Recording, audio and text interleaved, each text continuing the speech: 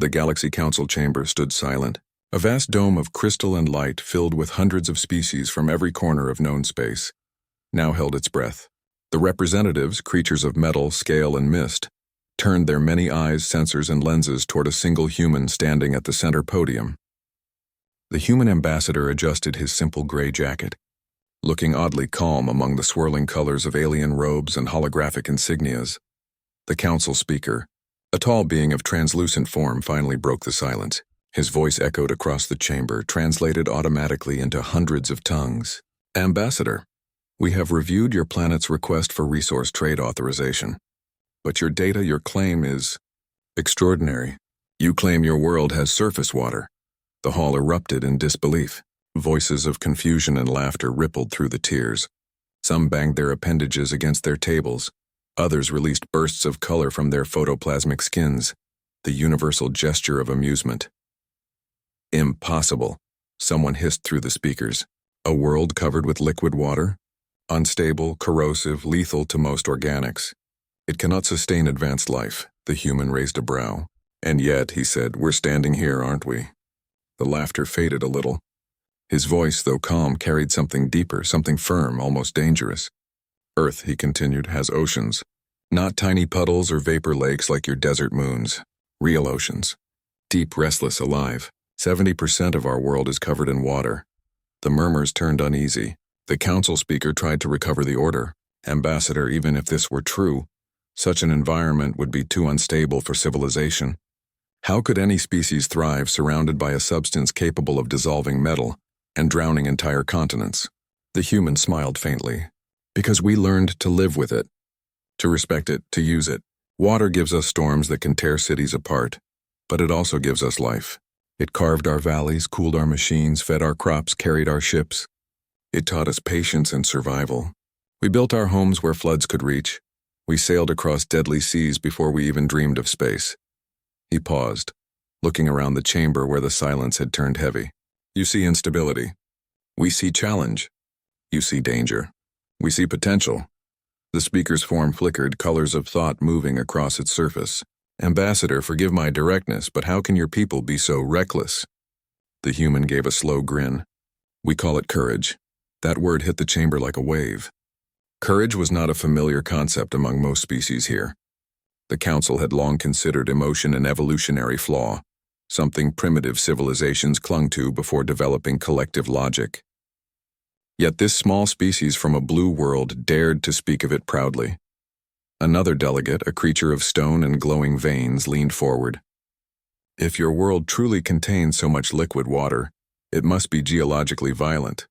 How did your species even reach space without self-destruction? The human nodded thoughtfully. We nearly didn't. But that's the thing about humans, we don't give up. We faced droughts, floods, freezing ages, burning heat. We built dams, boats, submarines, even underwater cities. Every challenge the planet threw at us only made us stronger. He pressed a button on his wristband and a hologram appeared above him. The image of Earth filled the dome, brilliant blue and white against the black of space. Gasps echoed from the galleries. It's beautiful, someone whispered. This, the human said, is home, the cradle of our species. Every drop of water there shaped who we are. Every storm forged our will. You look at that and see danger. We look at it and see possibility. The council speaker flickered again, struggling to comprehend. Your ships, how do they withstand such exposure to water? The corrosive effects alone. We learned materials science the hard way, the human interrupted. We built metals that don't rust, machines that work underwater, engines that can dive as easily as they can fly. The same principles helped us build ships that cross stars. Oceans taught us how to endure pressure, balance, and power. We learned from tides how to control fusion.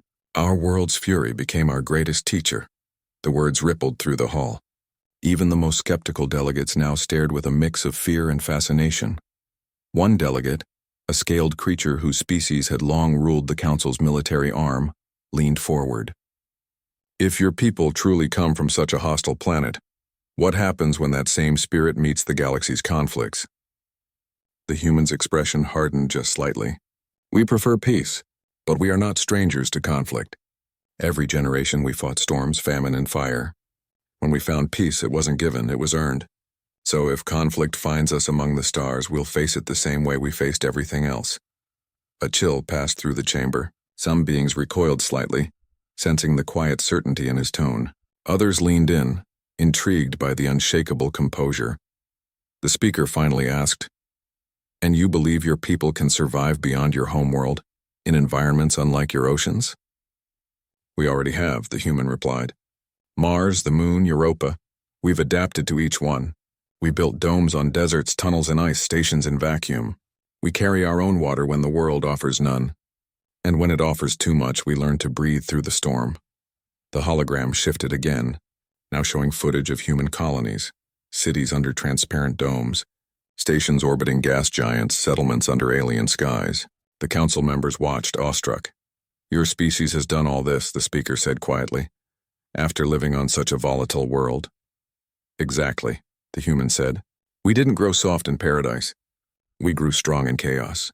Every creature on Earth fights for survival every day. We learned from them too. How to adapt, how to endure, how to change when the universe demands it." He stepped forward, his voice firm but not loud.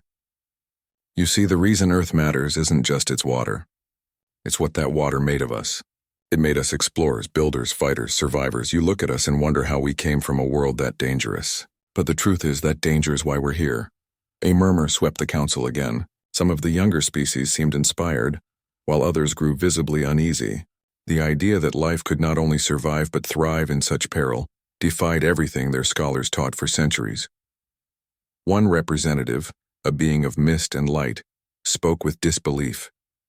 "So you mean to tell us your species evolved not by avoiding danger but by embracing it?" "Yes," the human said, "because life doesn't grow in comfort. It grows when it's forced to fight for every breath." The silence that followed was almost reverent. Even the translation drones seemed hesitant to interrupt it. Finally, the speaker leaned forward. "Ambassador, I must ask, what does your species seek in this council? You have power, resilience, adaptability beyond most. Why come to us at all?" The human paused, glancing up at the towering dome above. "Because we don't want to rule anyone. We just want to be part of something bigger. We've seen what isolation does. We've learned that survival means cooperation too. We bring trade, knowledge, and maybe a little reminder that courage isn't a flaw." He looked around the chamber. "But if you reject us because we come from water, if you fear us because we learn to survive chaos, then remember this. Life everywhere started in water. Maybe you just forgot." The speaker froze for a long moment. The entire chamber stayed still. Then slowly, his translucent body shimmered in deep violet, the council's color for respect. "Ambassador of Earth," he said, his voice solemn. "Perhaps your world has more to teach us than we realized." Applause was not common in the council, but the sound of approval began to rise, soft clicks, hums and pulses of color from across the dome. Even the skeptics seemed thoughtful. The human simply nodded, as though he had expected nothing less. Outside the chamber, as he stepped into the quiet corridor, his assistant, a younger envoy, walked beside him. "Sir," she whispered, "do you think they believed you?" The human looked out a nearby viewport, watching the stars glitter against the void. "They will," he said. "Once they see what we've done with a planet covered in water, they'll understand what we can do with the galaxy." Far below, Earth turned in space, a small blue world that had once seemed insignificant. Now the galaxy knew its name, and though the council didn't realize it yet, the humans had just taken their first real step toward reshaping the stars. They came from storms, from salt and fire and endless seas. They carried that spirit with them into the void.